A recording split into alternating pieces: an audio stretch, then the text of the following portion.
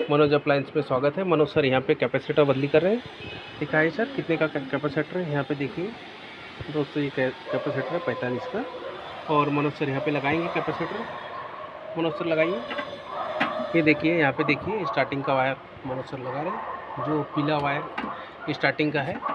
और यहाँ पे देखिए रनिंग का ब्लू कलर का ब्लू येलो वायर है दोस्तों। और यहाँ पे देखिए रनिंग वायर है, जो कौन सा कलर है सर? ब्लू कलर का। ब्लू कलर, हाँ, ब्लू कलर का रनिंग वायर है। तो ये हमने कैपेसिटर पे कनेक्शन लगा दिए, और यहाँ पे अभी स्टैंड पे बराबर से टाइट कर लेंगे हमारे सर जी। और हमारे चैनल को सब्सक्राइब करें, शेयर करें, बेल आइकन को प्रेस करें। देखिए दोस्तों, उधर लॉक में लगाइए सर, लॉक में लगाना है।